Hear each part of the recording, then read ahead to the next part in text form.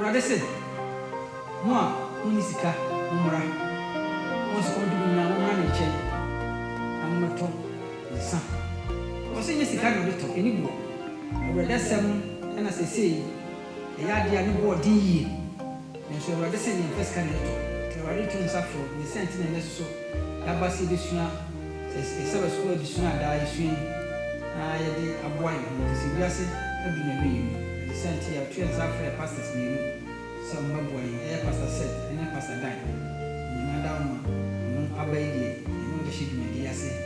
na yɛhwɛ die Awurade wɔ ka kyerɛ agonti amen.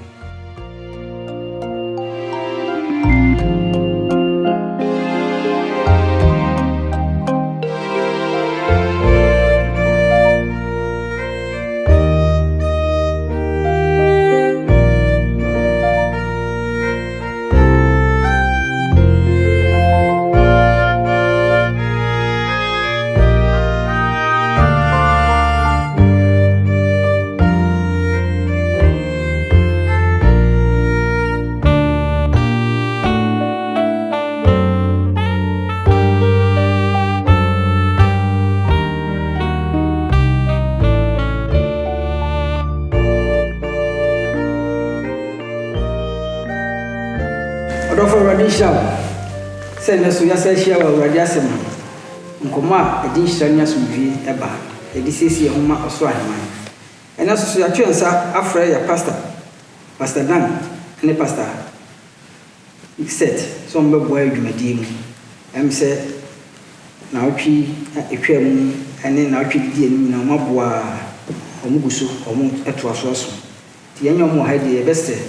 na pastor says etu dwumadie bedi ede ahye Nyankopɔn ansa na bibia anya kwai aba ye bompae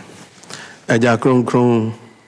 ye da wase akwanya odi amayen ye bie wasem kronkron yi mu na madisuan yi so ne o ma che o honimdie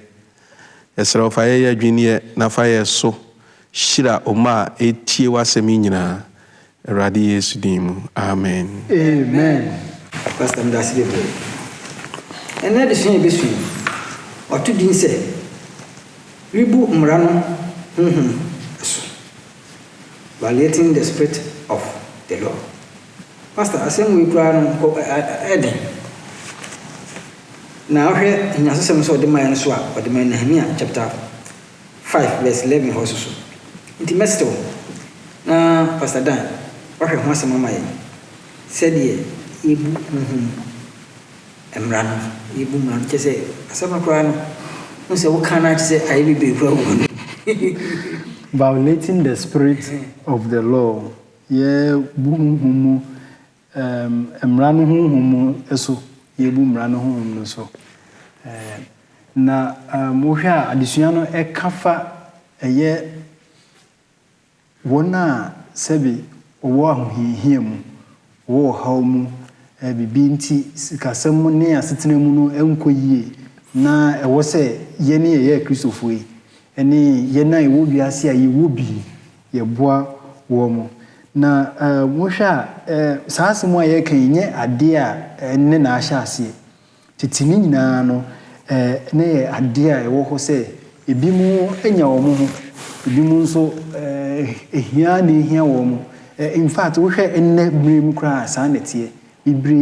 ediye ibre so wo ahohihia mu ema Yesu Kristo kra ekan ewo Matthew asempati aduonu nsia nchemu du ba ko no se ehiafo de da ombewo ye nchen sa eno nkyere se maye nya ho bibi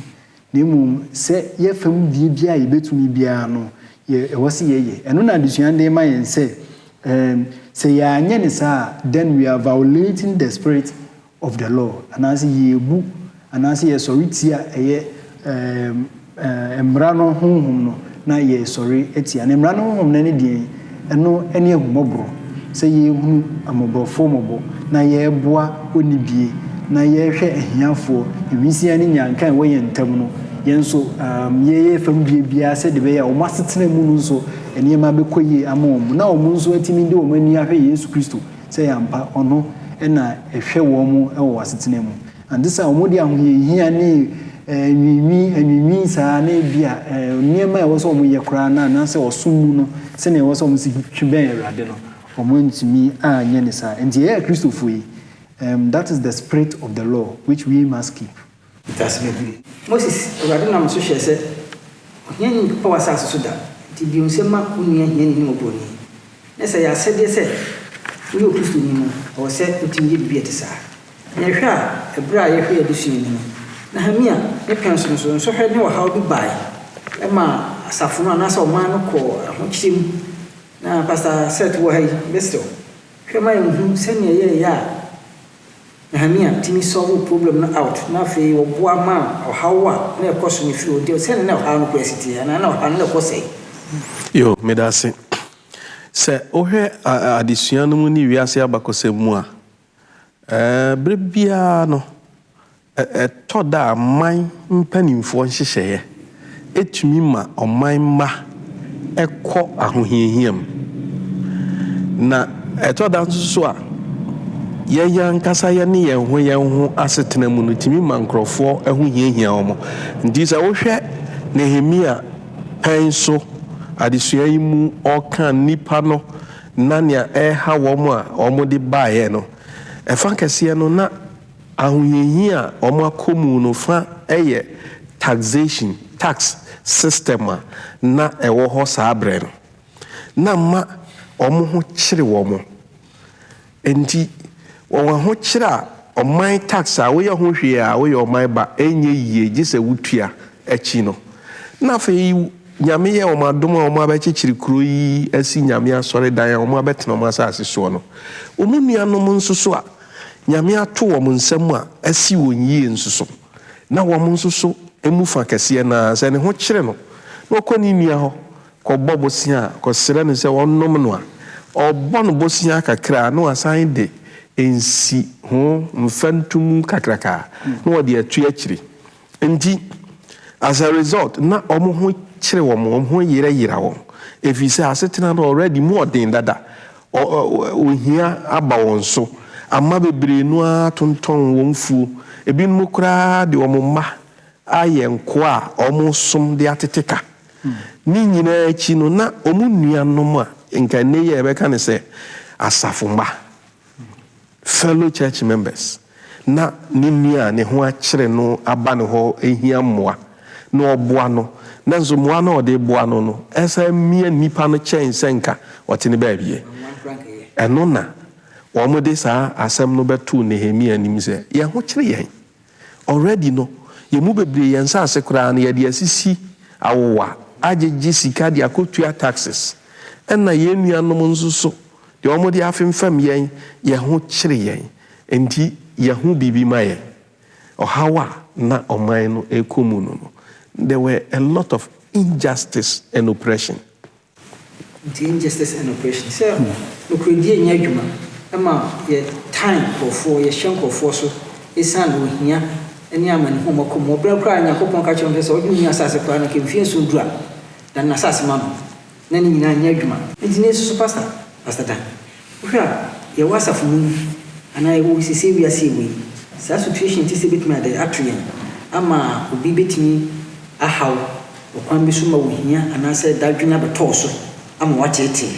na wasafo ana se wonwonko na abusua mu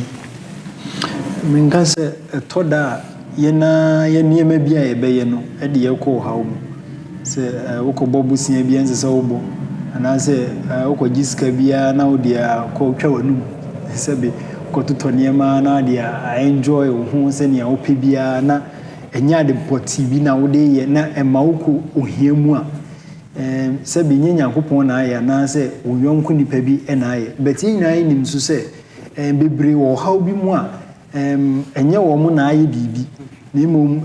awusu na de wo ma bepie ho ene niema bi a wo mu nananom ne mo mu di kan no eyeye no eno na atra bedu wo mu so a enye wo mu na aye bibi de wo ma ho akɔhye tibia etise mu and ni nyina mu no de ye ka nyina ne se ye Christopher ye fa bia wo se ye de boa saafo no bia se ono ana pre ne ho kɔhye ho se ono nso awusu na di na bepie ho no ye moa masaafo no nyina mfiri saa ohaw no mu na titi wo mu a mo wo ohie mu a wotim se ano odin pa a enye wo mu eduin se wo mu ewo ho no no or say ye Christopher dear is our own responsibility say a boa safo no na omunso ehunu send Nyankopon adoye ene ni mobro hu esitie ankasa that's the so na from do ni mobro hu sitie na say pastor said de ohia aba Nyankopon aye say obebbo nipa ho ban kwan bia so wa tutu eniema kama so obebbo nipa ho ban so dume bia ni nipa ya ye niema de me free sa ban bodase so enti na kwan ben so ene betima fa na yetimi ade Nyankopon mura na ye adwuma yem follow say otwe say na ejina ho ejina ho nko so na momu betimi ama aye broad na normal person betimi ada ati asempa cho yo me da se entina adisuanu mu oka kire yen se eduru baabi no na Nehemia boafu ebuafu ni nuanom Yudafo na Nyame aboa wo na si wonyi lankese se omuhu omu nuanom Yudafo mobo nanka omuyi omu firi ahokyere mu nanso so wo na ama wo hawo eye kese no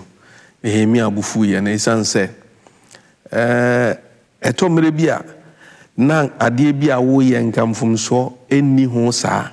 nanso so se wo ye ne saa se de wo kan gina ho pintin a broni be ka se be ye legalism na eye legalism saa na Nyame do afiri mu ndi basa entimi nso Nyame ani papa eno na ewum se saa bre no na omo wo ho kwan se so obi ho kire no na oba wo ho be fem ade a utimi fem no nanso so danka Onyame nhihye ye mu no Nyame ka kire om se wonnua Yudani ho kire no na oba wo ho be fem ade a enye no mfam tumu anyi nsi ho anso so na wo mo jinsi ho ewum se na utimi twakoa nso Nyame ka kire on se wonnua Yudani ne ho kire no na o tono ate se de o ka no som mre bi agyan no maninko anso so na ni nyina mo abuo mo ani aguso ade a ha adwene pa ne se de yeka de wiase de bebre yen wiase hawa de bebre yen de ya na ne ka no emre na de ha adwene pa ye bra ye wo Nyame fie na Nyame nkrofo asofo asompanimfo asafuma ye nimude ni nim de ye kan nyina fefe fese de ye kan no nanso so tomre bia ye yanso so ye fa ekwan bi so ma ye nuanom kwa ho kire mu enam aho kire wo mu na wo mo behia ye mo abinti ye ya sa mia wo mo ama wo mo ho kire wo mo eno na basa e ha dwene pa eno na Nyankopon ka kire na basa na ye fom Onyankopon mmara no ne honhom Nyame mmara no honhom ye odo chema ni ayemiye se enipa behu ye nua no momobo endi se ya hunu saa de no ne anyo ne saa na ye ba kikare ya nimu akire Nyamsom pa de enso so na ye to Nyame asam na pastor ndasibi na o kasa de ye kasa asafu mu ye boani ade de tumbe bia na wonu me bi din komo to kasa wo somasi beje me mai se me fam no cha mfama enti na ma nipa bebre luso interest obefam ni nua ade ama ni nua ho ato no na wo dwene ho se asumasi ana bentin beje ye wan farmentin obohuna wapem kwachi misusi se saade no so no ade a ha dwen na ye be den ye futu be na de be ma wo mo kogye na futu be so na de be ma wo mo de ma na yatimi ama saa oha no de efi ofise how I koso say ipa no ko betina ma but obi beje ye mfa mai nti na ma wapem kwachi nti wo mienu no afami ni afutu be na betim di ama mo ya sofo we die futu be na betim di ama saa kwa na de yenya kwanhye ne yetima kwa ni na afi oha no yetima releasing for week o mama ni mejiri se me sign aka bi o mejiri se against the spirit of the law na ye kana nia wo boni nua po wo fum Nyame akwan enna nia ono nso so se wo mobro nti na yehu ni moba na ono nso so agina saa de no so na de se onye no ono nso sisi obi no ono nso so wato Nyame mmara no honhom enti the fact say wo ho kyere wo does not mean say wonso so say wo fam obi ade a wo de ye ade so betumi aba mfaso a ense say wo sa ade nipa kora ade koma no ohun enti ye mienu nyina no de ode ma ene de ogie ye nyina ye attitude ni motive a ye de ye ade no ene be kyere say ye de so nyame ani ana no krese ne aka no nipa bebre wo ho a adwemmoni wo ntirim say wo ya so pani na ne ho kyere no no hu so ya so mpani nti wo betumi aboa no wonya bagye wi a omfa ho bi wo ka kro no be bɔ atwede ye woni pa bebre o mtesa ye ya asofo nkrofo de niam bebre di en da bia onim so ye sofo wo ka ne kase enye yie wo ka kro a say na me sofo kra kwan wa de me fa so hwe ma so pani a whole lot of niam na ekoso ni nyina no achi no yankopon to nsafra yen se yemie yensem ma mobrofo yemie yensem ma nkrofo mo kyere yen kyere wo mo nti se nyame ye adom ne wo bi nko ade a ye fam de bia yenye won a wo mbesisi ye no onyankopon no a enim na obeko ye ko ama ye asi bi nyankopon do ko ma nti na sa ha ne mpa ba se o how to bi so na wo strategy na sa wo kwa be tuna so de aboa no a obe mie woni ne wo gira nyankopon ase bi so na ma nyame do na ida ye adwuma na kwa ba fa so yi mu firi ohiem na se ababese mu wa fa kwa bia ba fa so da yi mu na se ye hwa na hamia adwuma o ye se na esiko fa so eji ni mama efiri saa amane ne atetia na mo ye de mu se na esiko wo hwa adusuano emeye ti asese ne hamia bufu pa ne bufu yi ema na bufu no mu no ofre eye omo a mpanimfo ni nyina he called the nobles, the rulers and all who are involved no and I said the stakeholders amenga say omo a ewo bia wo sanko mo ye saade na omo nye na ma oman ni mu ahokyere abasa no nyina ofrefre wo mu na ono nyina amenga say ehia a big assembly edi nkomo ema echi no se otoa so a wo nse entam kan nyina abam se de be ya ensem o mu nyina ka no obia de be ya adwuma ama nipa ho ahen ha no ewo eye oman ni mu bize ye nyina ye nuanom so okay kind 5 Nehemiah 5 verse 7 now see each of you is exacting usury from his brother I say obia twi eniema bi free ni yonko ho ohwese na ye na wo ha se atwi se ye nkoa no ofa se ye sika no di interest bi atoso na wo gi de se wo fa no wo fa na chese ye hunu mobofo mobo ofum me mafa omuhu efa menkanisa omufu momu nyina ehofa enhye onyankopon anu munyam eno na Nehemiah calls a great assembly of free omu nyina ena enumu no one omu nyina nya kasakire odifiri eye enkwasom eko kopim baby a wo senka baby o a wo se obi o a wo gya ne nkwa no mo mokọ enso still guta wo mu ene sikasemu a enkoyie ene impo mo a eye nobles ne rulers a omo nso omo ton niema na omo gi niema bi a ense se omo gi ni nyina no oka omo nyina anim se de be ya ye nyina bi nunu ye ho na ya hwe na ya tete niema ama niema aye asumdwe nti wo hwa that is how Nehemiah acted. Ye hwa na se na mi obo modern se oni panfo mbehia na omo to omfo na wasiesi na wagye hiafo na fi hia no na hanna na nya de ntam kan nyina bem na musa samna no kan tam dia so se de osidi tam na we no de ba no de na nya ntam ketwa intimate na pastor no chi o mo ma se takra. You see, Nehemiah, ne strategy as a leader, no, who say, Brebia or approach Bibia, or per results,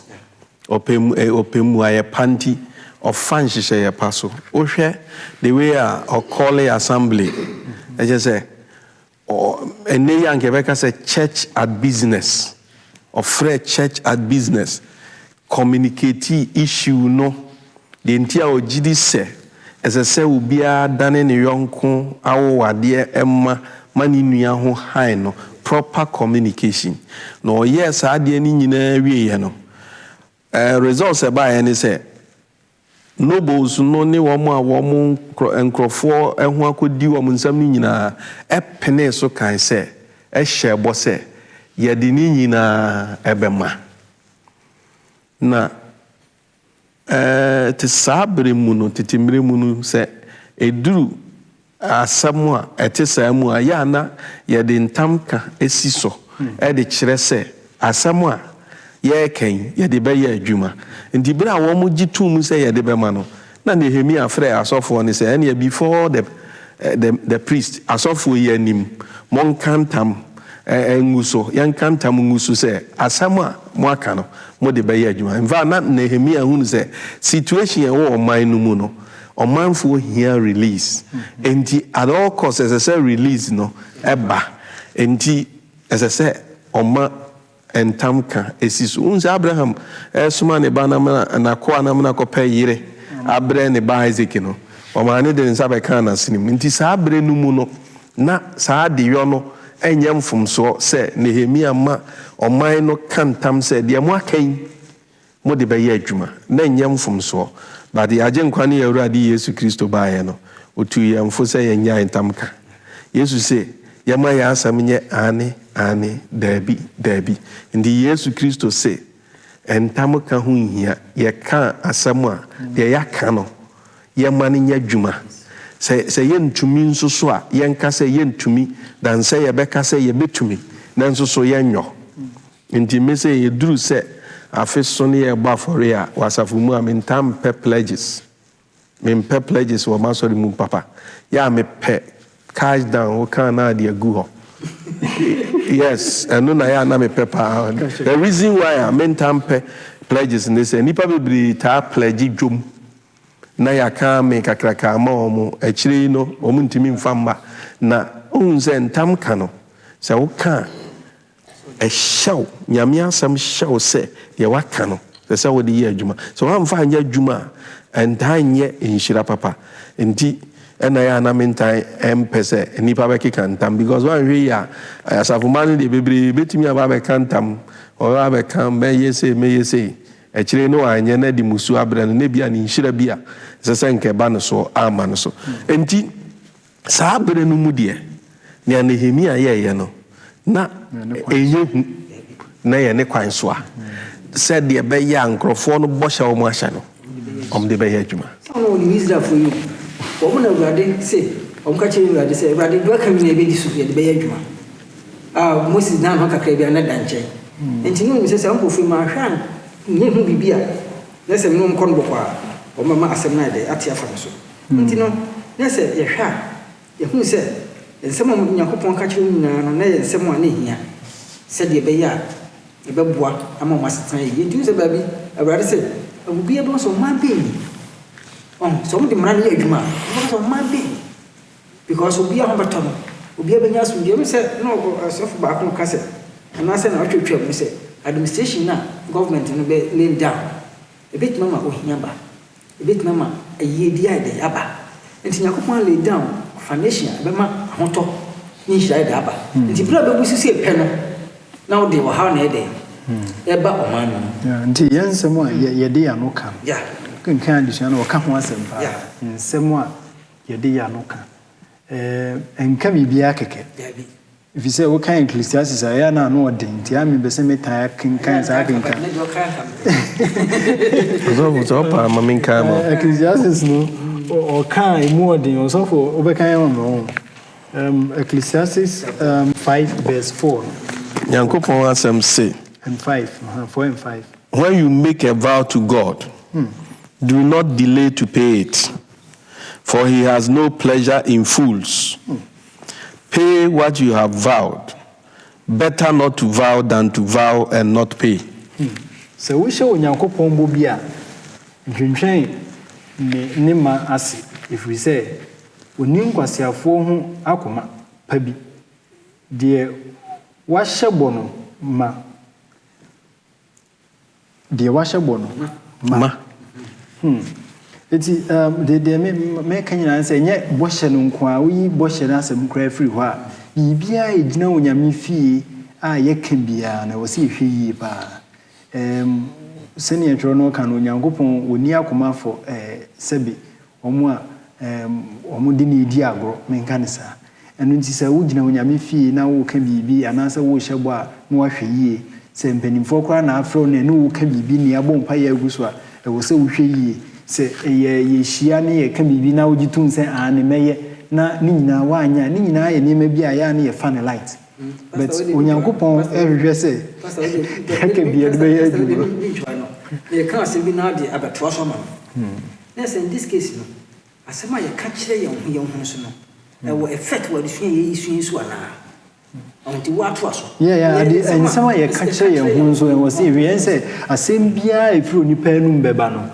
obebu ho akonta sɛ Yesu ka ho asɛm Matthew 12:36 sɛ ɔka ho asɛm ɛwɔ hɔ no sɛ asɛm biara efiri anum ba biara no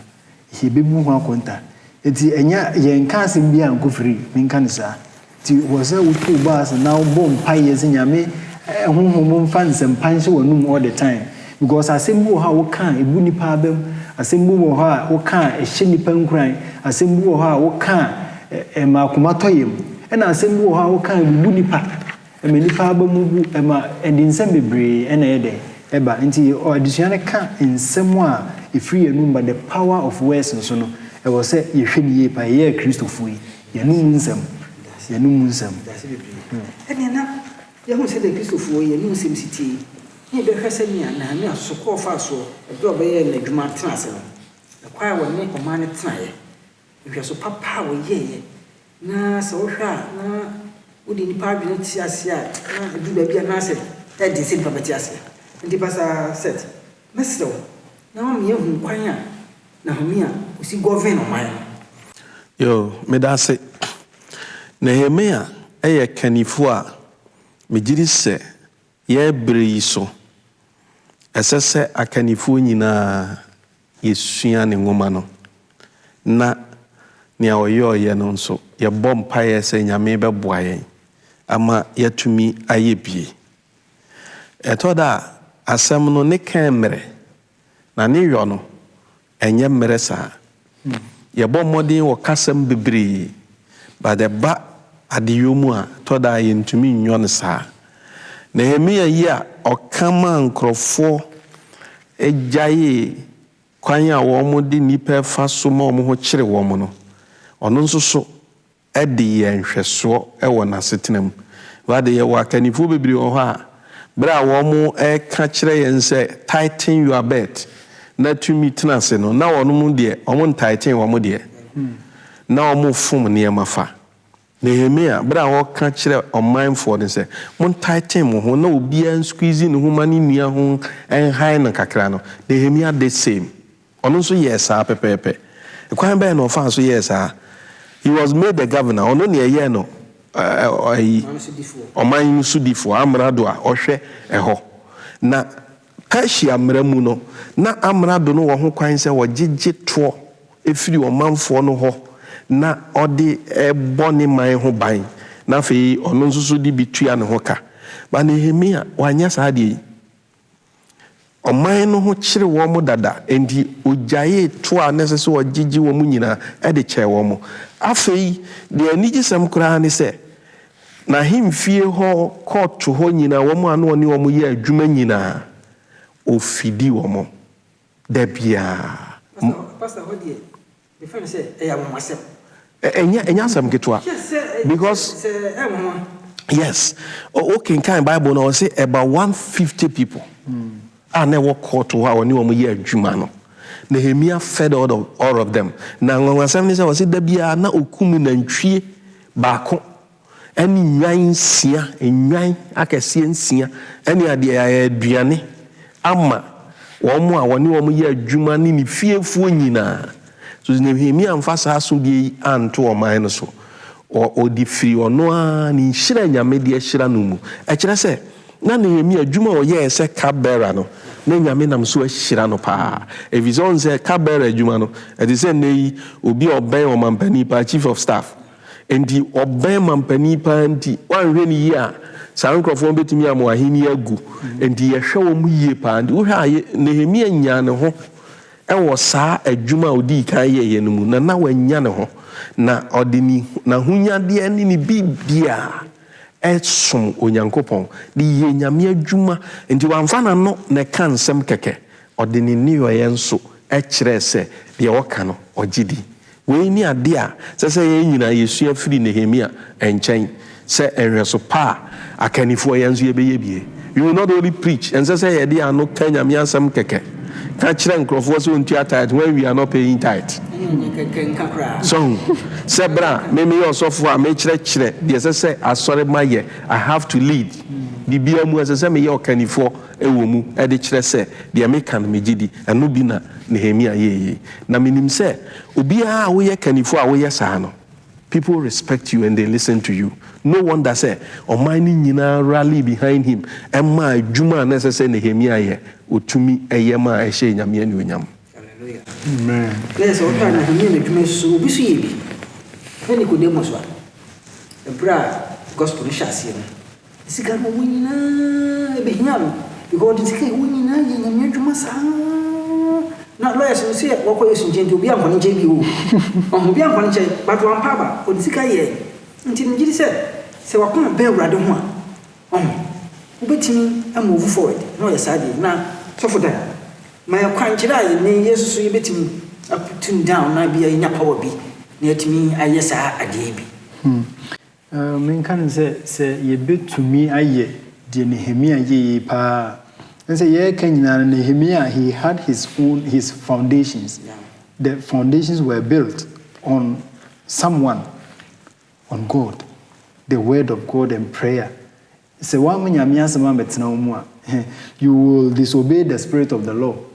And ukrabe voluntary, I say, oh, a normal amount. Say, ebia unfi obia, and I said, be there, who can feel no more, and as I wish I would be a wooden so. And I say, Empu, Uyonku Bia or Tiben, Pan, Hutre no Crano, Umfino. But say, Uma, Unyamias and Ben. Now, King Kanyamias and Bon Paye Bibria. Be Yidi Pass Unyamon Concrum, but no more. A woman formable, nay, say, Udio Yamiasam, so now I hear there was a way, yes, or Californo. And Yadi a bay din cramount, who bit me a year, a dear share Unyankupon and Munyam. The Yidi Pass say, Baby a bit me to me. Deɛ yɛ kan paa ne sɛ yɛbɛbɛn onyame asɛm ne abɔ mpae bebree ne ama onyame asɛm abɛtena yɛn mu na yɛde ayɛ adwuma sɛnea ɛwɔ sɛ yɛde yɛ na nkonkron no ka yɛn ho no bie ni a bɛboa yɛn ama akwan biara ɛwɔ sɛ yɛfa so de boa foforɔ ne deɛ ɛwɔ sɛ yɛbɔ onyame adwuma biara no yɛbɛtumi ayɛ sɛ akannifoɔ sɛ asafo ma sɛ asɔ mpanimfoɔ de aboa baabi a yɛwɔ biara. Pastor said,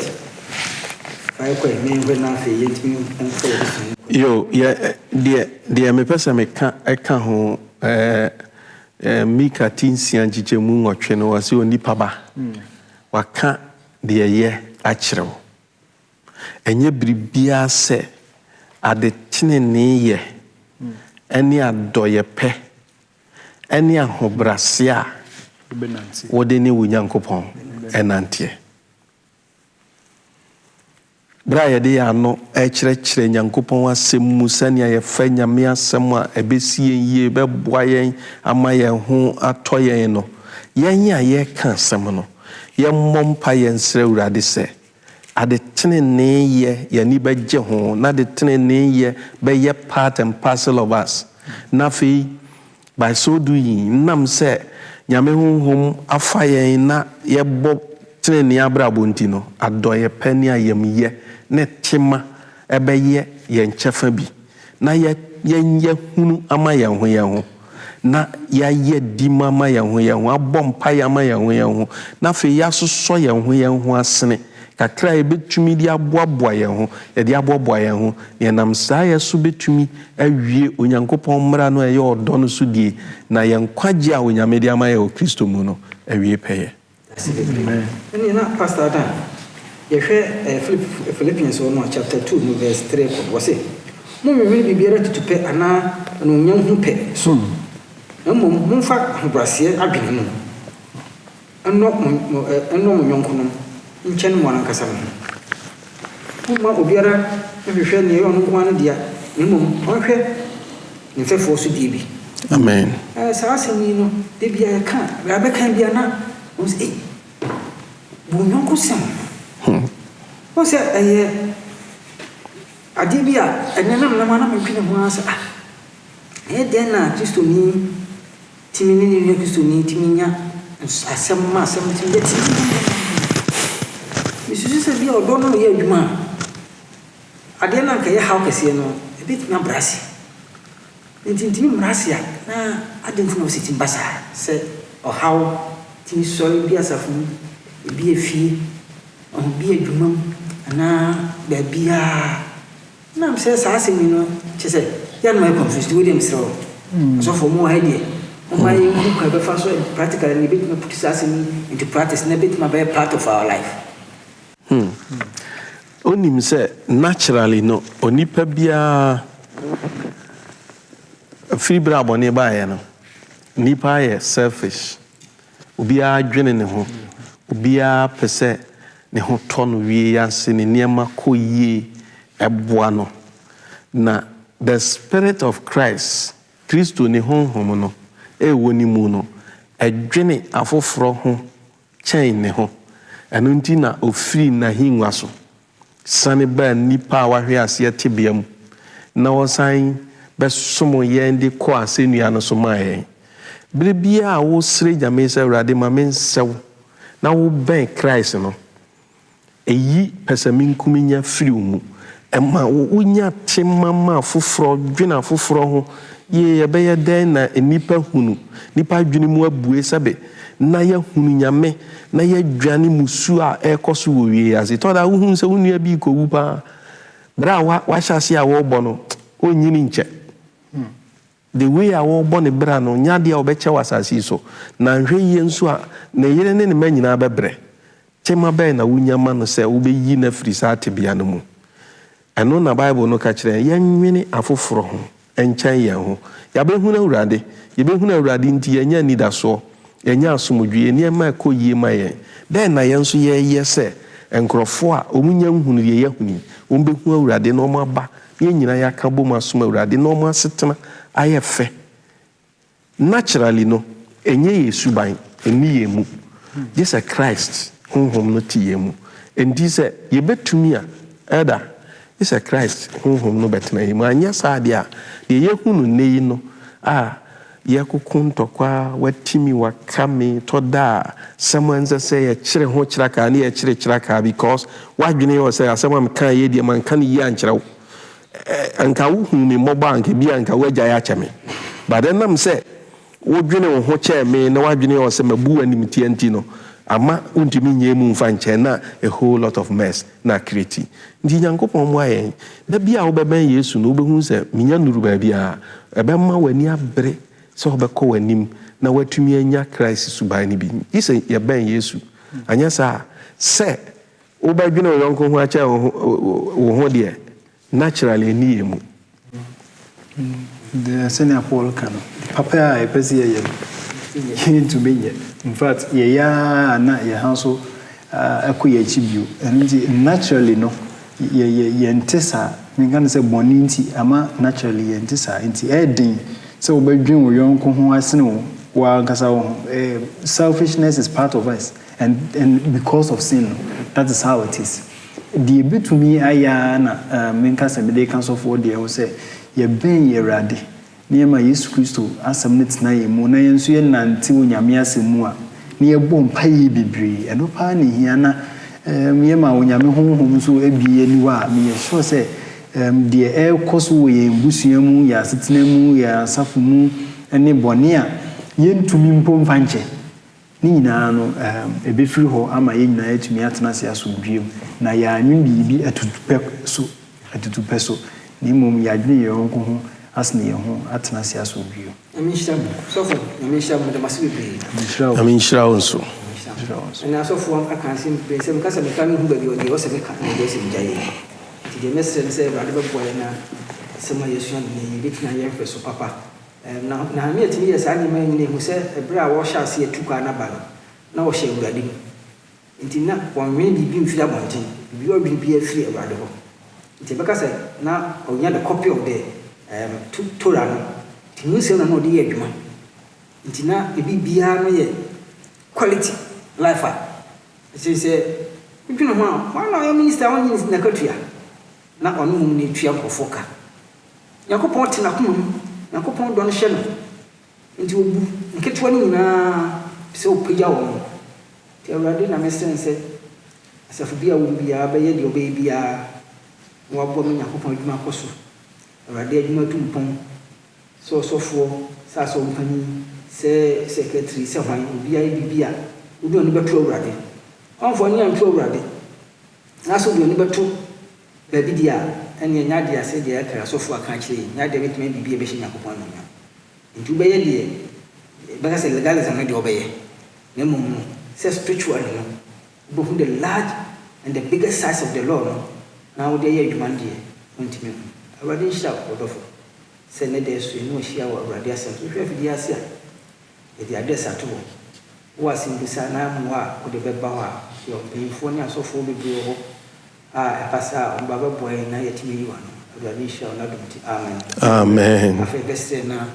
pastor ɔbɔ mpaeɛ na afei wɔahyira so ama yɛn ɔdomfoɔ ne mmɔborɔhumfoɔ yɛda wo ase adesua mu sɛ wama wo nkonkona bɛkyerɛkyerɛ yɛn yɛserɛ wo ɛka yɛn biribi a ma ne mfa nka yɛn ho na nkɔ so ankyerɛkyerɛ yɛn sɛnea w'asɛm ɛteɛ yɛserɛ wo ade atiefoɔ nyinaa hyɛ wo nsa amen awurade hyira wɔn mu berɛ a wohyira yɛn yi hyira w'asafo hyira aman ne wiase afa no nyinaa ma w'adom mmɔborɔhu no nso so yɛ nyinaa so na sɛ yɛhyia mu sɛ bio a yɛ a yɛyie ɛne aseda ɛda wo ase sɛ watie yɛn wɔ yesu kristo din mu amen amen